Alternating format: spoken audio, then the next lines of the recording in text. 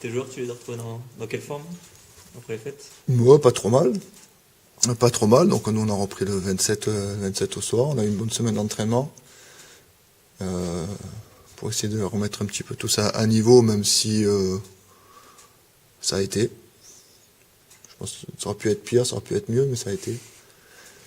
Donc non, c'est bien. On a fait une bonne semaine d'entraînement là avant cette semaine-là, et puis après on a repris un peu notre rythme normal. Avant les fêtes, vous étiez parti sur un goût un peu amer avec Saint-Vallier. C'était.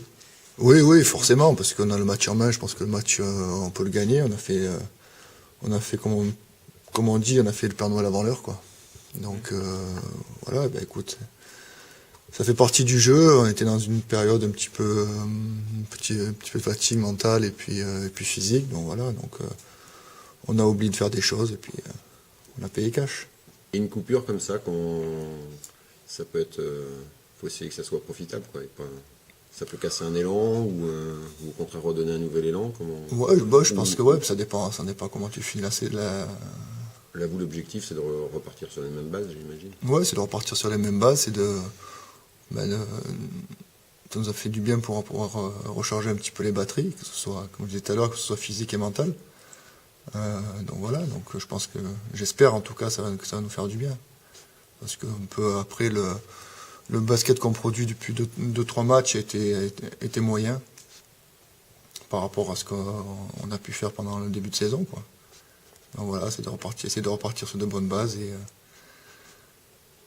et puis reprendre un peu ce championnat qui est difficile et long. Dans ton discours avec tes joueurs, tu leur dis que vous repartez sur un nouveau championnat, même s'il reste un match sur la phase aller ou pas forcément? Non, je leur ai juste dit que la deuxième partie va être encore beaucoup plus dure que la première, parce que maintenant, nous, on est en haut, donc les autres équipes vont vouloir un peu nous attendre avec le couteau entre les dents, quoi. Surtout qu'on a quand même battu les équipes avec un écart assez conséquent, donc je pense qu'on va être attendu. Sur cette équipe de l'Union Rennes, elle reste sur une victoire avec la manière contre le Jet. Tu crains quoi en particulier de cette équipe?